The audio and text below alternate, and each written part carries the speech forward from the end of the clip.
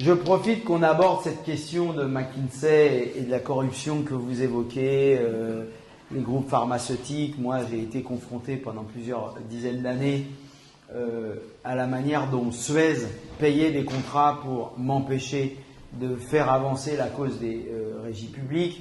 Donc, nous y sommes confrontés très régulièrement les uns et les autres, soit dans notre vie quotidienne, soit quand on s'engage politiquement.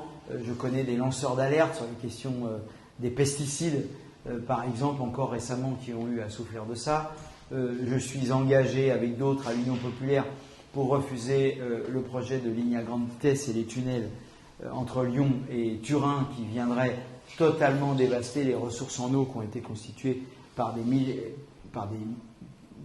durant des millénaires et qui seront indispensables, notamment dans la vallée du Rhône, parce qu'on est en amont des réserves d'eau pour le temps long, quand on sait que d'ici à 2050, on risque de perdre 30% du débit du Rhône, et que certains chercheurs du CNRS nous ont conforté dans les publications jusqu'à fortiori les publications très récentes du GIEC, dans l'idée que jusqu'à Lyon, on pourrait se retrouver dans un climat semi-désertique d'ici la fin du siècle.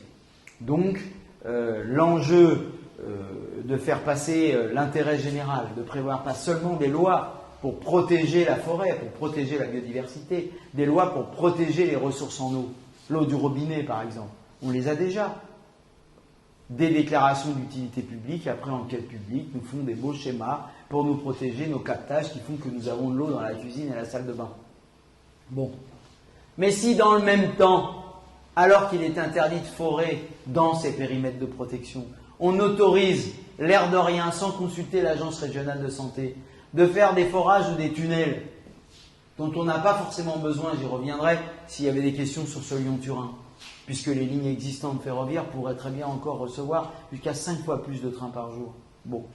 Mais si dans le même temps où on a des lois sur l'eau depuis 1964, vous avez évoqué l'eau au moins 2-3 fois, des lois sur l'eau depuis 1964, disais-je, constamment, on dit qu'on ne pouvait pas forer dans les périmètres de protection de l'eau potable. Encore dans les lois plus récentes, encore dans la charte de l'environnement, dans ses articles 2 et 5. Bon. Eh bien, si, finalement, parce que il faut faire de la croissance, et notamment par le biais de partenariats publics-privés qui échappent complètement à l'appréciation et à la maîtrise publique, eh bien, on peut aller jusqu'à, en effet, être en totale contradiction avec les lois de la République.